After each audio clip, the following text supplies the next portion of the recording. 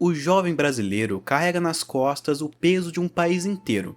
Ele acorda cedo, trabalha, estuda, paga impostos, mas vive uma verdade dura. Os jovens não conseguirão pagar a conta do Brasil. E o mais revoltante, isso não é culpa deles. O problema começou há décadas. Governos gastaram o que não tinham, prometeram o que não podiam cumprir, e agora o resultado está caindo sobre quem está apenas começando a vida. O sistema de aposentadoria do Brasil, o famoso INSS, nasceu com uma ideia bem simples. Os trabalhadores de hoje sustentam os aposentados de ontem. Mas essa lógica só funciona quando há muitos jovens trabalhando e poucos aposentados recebendo. O Brasil já não é assim. Hoje a população está envelhecendo rapidamente. Hoje a gente já tem menos de 2 pessoas trabalhando para cada aposentado. Isso é preocupante. Não é qualquer pessoa falando. O presidente do Tribunal de Contas da União, que analisa as contas do governo, uma coisa que eu venho falando já há muito tempo, né? Você, jovem hoje, que tá numa idade pelo menos uns 20 anos mais jovem do que o Vilela, para ser jovem, não conte com a sua aposentadoria do INSS, porque o sistema hoje não é sustentável. Segundo o censo de 2022, o número de pessoas com 65 anos ou mais já representa 10,9% da população. São mais de 22 milhões de brasileiros recebendo aposentadoria, e essa parcela só cresce. Somente em 2024, as despesas do Brasil com aposentadorias e pensões alcançaram quase R$ 1 trilhão. Enquanto isso, o número de jovens diminui. Em 2010, 24% da população tinha até 14 anos. Em 2022, caiu para 19%. Ou seja, há menos jovens para sustentar mais aposentados. O resultado é previsível. O INSS, mais cedo ou mais tarde, irá quebrar.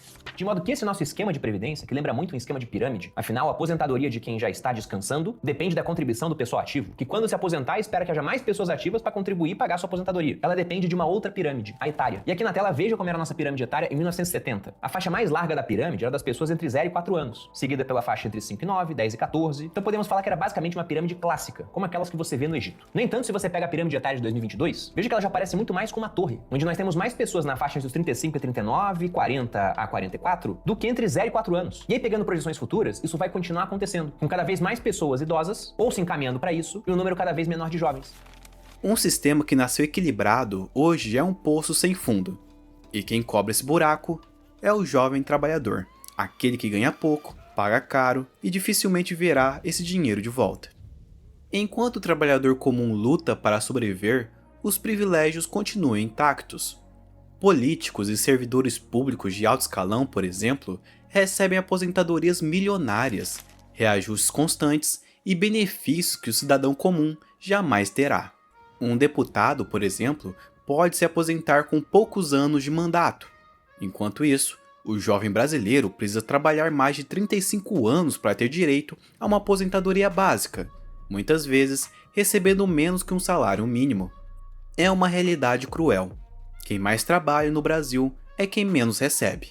E quem mais se beneficia do sistema é quem nunca produziu de fato a riqueza que o sustenta. Além das aposentadorias, que é um grande peso, o governo ainda carrega nas costas uma estrutura gigantesca de gastos sociais e administrativos. Programas como o Bolsa Família, por exemplo, consomem bilhões por ano. Esses auxílios ajudam quem precisa, e isso é justo. Mas o Estado brasileiro transformou o auxílio em dependência. Em vez de gerar emprego, renda e oportunidade, criou-se um ciclo de dependência e gasto permanente. E quem paga por isso, adivinha, é o jovem trabalhador. Sendo que o Bolsa Família foi criado em 2004 e nós tínhamos 6 milhões de famílias recebendo. 10 anos se passaram e esse número subiu, 14 milhões de famílias. E por fim, em 2025, são mais de 21 milhões de famílias recebendo esse benefício. Hoje, em 12 estados do Brasil, tem mais gente recebendo Bolsa Família do que trabalhando de carteira assinada. Isso porque não vale a pena trabalhar, acordar cedo, pegar transporte público, trabalhar na 6x1 para ganhar um salário mínimo, com os descontos R$ 1.300 por mês, sendo que para ficar em casa sem fazer nada, você ganha R$ 600 e ainda por cima mais 150 para cada filho. O jovem sustenta os aposentados, paga os privilégios do funcionalismo público e ainda banca os programas sociais. Tudo isso num país onde o dinheiro some antes do fim do mês. A verdade é que o Brasil gasta mais do que ganha, e há muito tempo. Segundo o Banco Central, em fevereiro de 2025, a dívida pública bruta já representava 76% do PIB. A dívida líquida, que desconta os ativos, chegou a 61%. Só no mês de fevereiro, o governo registrou um déficit primário de 19 bilhões de reais. Isso antes de pagar os juros da dívida. No acumulado de 12 meses, o rombo das contas públicas já ultrapassa 900 bilhões de reais, o equivalente a quase 8% de toda a economia do país. Isso significa que o governo gasta bilhões a mais do que arrecada, todos os meses. E quem cobra essa conta são os impostos. Impostos pagos por quem trabalha, consome e produz. Por você, por mim, pelos jovens que ainda acreditam no futuro nesse país. Tudo isso cria um ciclo sem fim. O governo se endivida para pagar aposentadorias e benefícios. Para cobrir a dívida, imprime dinheiro e aumenta impostos. A inflação sobe e o custo de vida dispara. E o jovem que deveria construir o futuro mal consegue sobreviver ao presente. Ele trabalha para pagar o passado, ele financia um sistema que não acredita mais nele, e esse modelo é insustentável. Nenhum país aguenta por muito tempo gastar mais do que produz. Nenhuma juventude prospera quando é forçada a carregar o peso de gerações inteiras. Mas acredito que uma nova geração está despertando. Os jovens estão percebendo que o problema não é somente o trabalho, é todo o sistema. Eles estão buscando alternativas, novas formas de investimento, novas economias, novas moedas. E é aqui que entra o Bitcoin.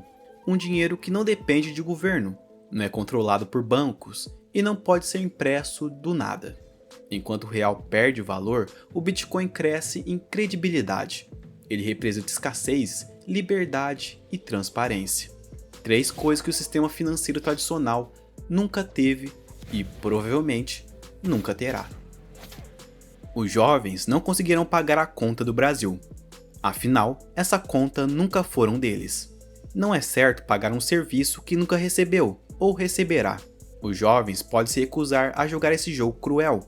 Podem quebrar o ciclo por não financiar quem não os beneficia. O futuro não pertence a quem vive de privilégios, mas a quem entende o valor da liberdade e da responsabilidade. O real está morrendo e o sistema está falindo. E o jovem brasileiro precisa escolher: continuar carregando o peso de um país quebrado ou construir o futuro em um sistema que não o escraviza. O real está morto e o Bitcoin pode ser um novo começo para você. E quem entender isso agora vai estar há anos à frente do resto do mundo no futuro.